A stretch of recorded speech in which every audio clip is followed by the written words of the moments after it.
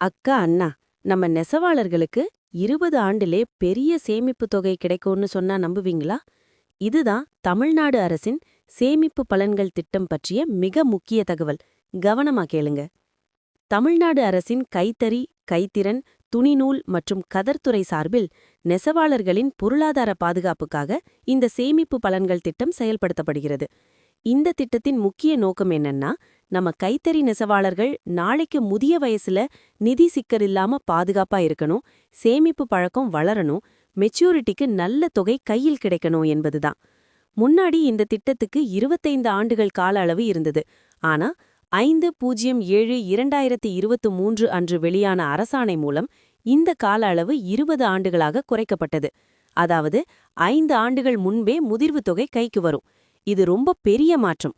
இந்த மாற்றத்தாலே இதுவரைக்கும் 12,148 நெசவாளர்கள் உடனடியாக பயன்பெற்றிருக்காங்க.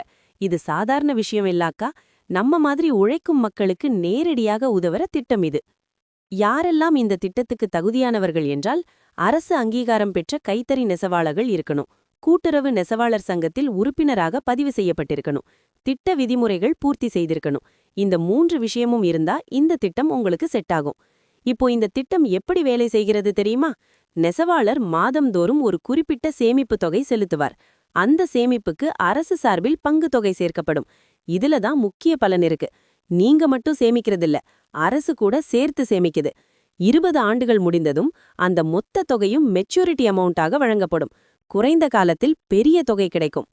இந்த திட்டத்தின் பலன்கள் என்னன்னா, குறைந்த காலத்திலேயே முதிர்வு தொகை கிடைக்கும், அரசு பங்களிப்பு இருக்கிறது, முதிய வயதில் நிதி ஆதாரம் கிடைக்கும், குடும்ப நிதி நிலைத்தன்மை அதிகரிக்கும், சமூக பாதுகாப்பு கிடைக்கும். ஒருவேளை உடல்நலம் சரியில்லாத காலம் வந்தாலும் இந்த சேமிப்பு ஒரு துணை நின்று உதவும். விண்ணப்பிக்கணும்னா என்ன செய்யணும்? அருகிலுள்ள கைத்தறி கூட்டுறவு சங்கத்துக்கு நேரில் சென்று தொடர்பு கொள்ளணும். அங்க தேவையான ஆவணங்கள் கொடுக்கணும். பொதுவா அடையாள அட்டை, கூட்டுறவு உறுப்பினர் சான்று, வங்கி கணக்கு விவரம், சேமிப்பு பதிவு விவரம் போன்றவை தேவைப்படும். பதிவு முடிந்ததும் மாதாந்திர சேமிப்பு தொடங்கலாம். பல பேரு செய்யற பொதுவான தவறு என்னன்னா, உறுப்பினர் பதிவு சரியாக இல்லாம இருப்பது, வங்கி கணக்கு விவரத்தில் பிழை, சேமிப்பு தொகை தாமதமாக செலுத்துவது. இப்படி இருந்தா ஃபியூச்சர்ல பெனிஃபிட் தாமதமாகும். அதனால டாக்குமெண்ட்ஸ் கிளியரா செக் பண்ணிக்கோங்க. வங்கி கணக்கு ஆக்டிவா இருக்கணும். மாத சேமிப்பு ரெகுலரா செலுத்தணும். கோஆபரேட்டிவ் சொசைட்டில டீடைல்ஸ் அப்டேட் பண்ணிக்கிட்டே இருக்கணும். நெசவாளர்கள் நம்ம சமூகம் தாங்கி நிற்கும் அடித்தளம். உங்க உழைப்பால தான் பாரம்பரிய கைத்தறிக்கலை உயிரோடு இருக்கு. அதனால இந்த மாதிரி அரசு சேமிப்பு திட்டங்களை தவறாமல் பயன்படுத்திக்கோங்க.